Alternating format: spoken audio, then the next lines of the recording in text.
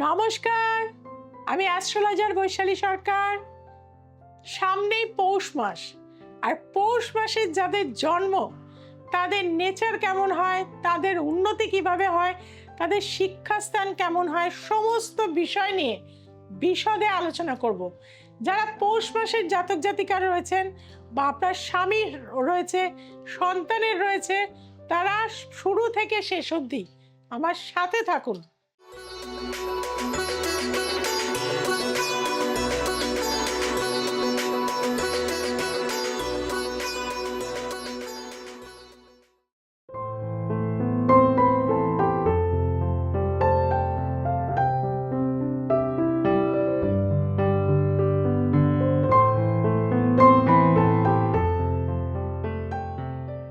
পৌষ মাসের জাতক জাতিকারা ভীষণভাবে ধার্মিক হয়ে থাকে। এরা ছোটবেলা থেকে, জন্মের পর থেকেই এদের ম্যাচুরিটি অনেক বেশি থাকে। তবে এরা একটু কনফিউশনে থাকে, অর্থাৎ কোন কাজটা আগে করব, কোন কাজটা পরে করব। এরা এমনিতে কিন্তু কম কথা বলে এবং চট করে সবার সাথে মিলতে পারে না। তবে যে কোনো পরিস্থিতিতে, বিশেষত খারাপ পরিস্থিতি এলে এরা কিন্তু ব্যাকফুট থেকে রিভার্স করে, অর্থাৎ এদের মধ্যে কিন্তু জেদ থাকে। শিক্ষা ক্ষেত্রে এরা সায়েন্স নিয়ে পড়তে ভীষণ ভালোবাসে। এরা খুব কষ্ট সহিষ্ণু হয় এবং শিক্ষা ক্ষেত্রে এরা ভীষণভাবে নলেজেবল হয়। হায়ার স্টাডিজ করার এদের মানসিকতা থাকে এবং সায়েন্স বিভাগ নিয়ে পড়তে এরা ভীষণ পছন্দ করে। আমি প্রচুর পৌষ মাসের জাতক জাতিকারা দেখেছি, এরা চাকরিও করে, সাইডে কিন্তু ব্যবসাও করে। আর এদের মধ্যে কিন্তু দেখা যায় অ্যাস্ট্রোলজির জ্ঞান প্রবলভাবে থাকে। এরা না শিখলেও কি হতে চলেছে, কি হবে, এই ধরনের প্রেডিকশন খুব ছোট বয়স থেকেই করতে পারে। বা এমন কোনো স্বপ্ন দেখলো যেগুলো হয়তো বাস্তবে পরে গিয়ে কিন্তু মিলে যায়। এরা খুব নিরামিষ আহার খেতে পছন্দ করে, ফল আর মিষ্টিটা এরা খুব পছন্দ করে। আমি প্রচুর পৌষ মাসের জাতক জাতিকারা দেখেছি, এরা মিডিল এজ থেকে ভীষণভাবে আধ্যাত্মিক স্পিরিচুয়াল দিকে 32-35 বছরের পর থেকে আস্তে আস্তে কিন্তু এরা আধ্যাত্মিক জগতের সাথে যুক্ত হয়ে যায়। এবং এরা কর্ম, বিশেষত সরকারি কাজ, পাশাপাশি সাইডে কোনো না কোনো ব্যবসা এরা কিন্তু করে, বা ব্যবসা করলে এরা 2 টাইপসের ব্যবসা কিন্তু এরা করে থাকে। এদের জীবনে কিন্তু বিবাহ স্থানটা খুব একটা ভালো হয় না।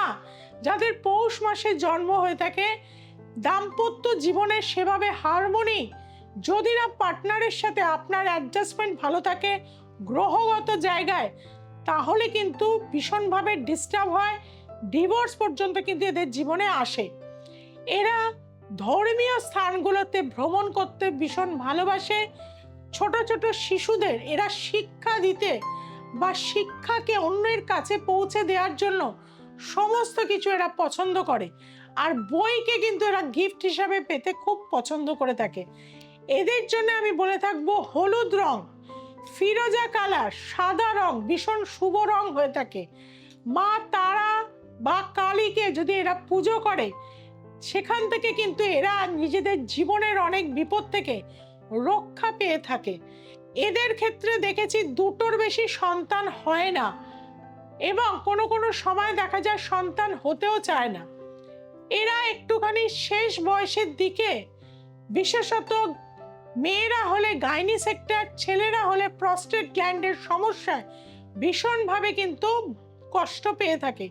হাঁপানি সমস্যা এদের হয়, লিভার ওরিয়েন্টেড সমস্যা এরা ভীষণভাবে ভুগে থাকে। মিষ্টি খায়, সুগারের টেন্ডেন্সি এদের মধ্যে প্রবলভাবে থাকে।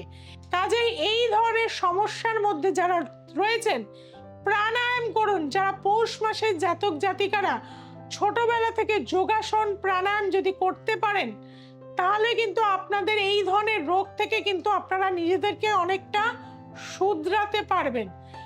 আর এরা খুব একটা কারোর সাথে ঝামেলা অশান্তিতে যেতে চায় না, কারোর সাথে খুব একটা মিশতে চায় না।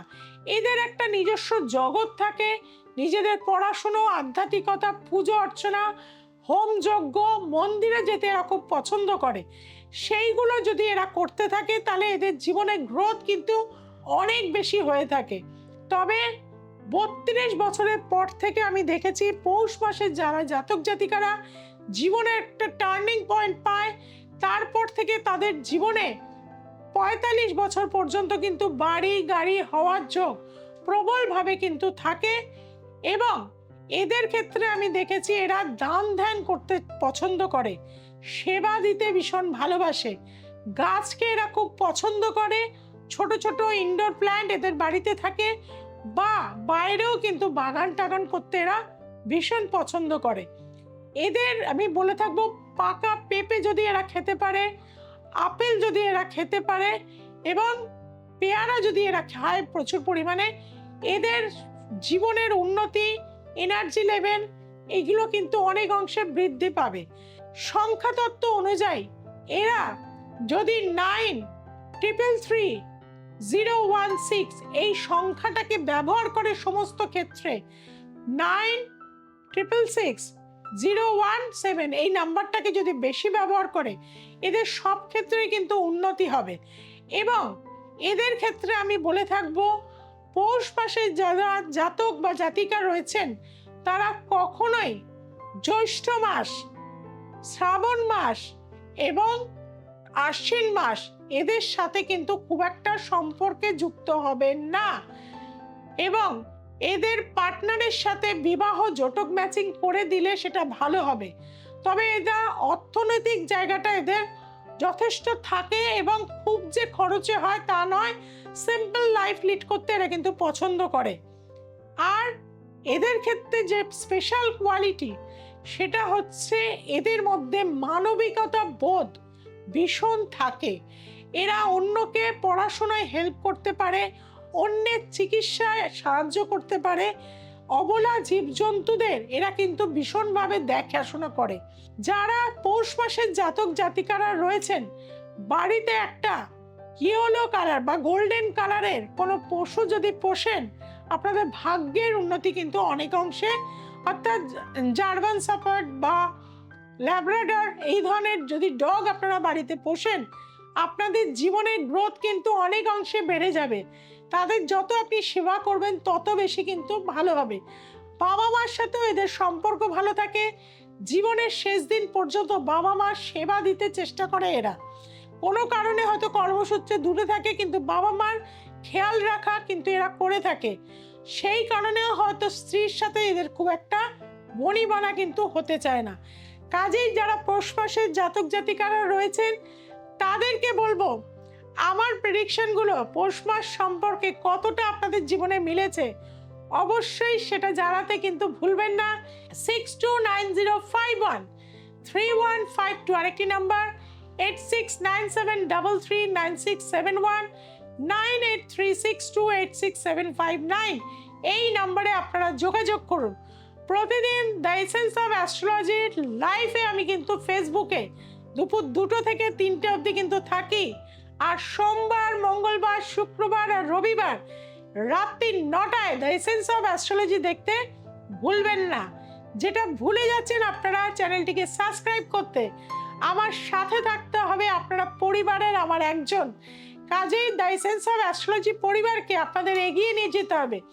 আপনার চেনা জানা বন্ধু বান্ধবের কাছে চ্যানেলটিকে ছড়িয়ে দিতে হবে। প্রতিটা এপিসোডে আমার কিন্তু কিছু জিনিস থাকে, অর্থাৎ যার দ্বারা আপনাদের জীবনে উন্নতি হতে পারে, তার জন্য প্রতিটা এপিসোড কিন্তু মনোসংযোগ সহকারে দেখবেন। ওই শুরুটা দেখলেন শেষটা দেখলেন না, প্রতিটা এপিসোড থেকে আপনি কিছু পাবেন। যাওয়ার আগে শুধু একটা কথাই, যারা জীবনে উন্নতি চাইছেন, সাকসেস চাইছেন, 50 উল্টা ডিসেম্বর পর্যন্ত উপহার হিসেবে পেয়ে যাবেন কনসালটেন্সির সাথে। যারা নিতে চাইছেন এখনই বুকিং করে নিতে হবে ফোন নাম্বার নাম দিয়ে। আজ এই পর্যন্ত, আবার দেখা হবে নেক্সট এপিসোডে। সবাই ভালো থাকুন, সবাইকে ভালো রাখুন।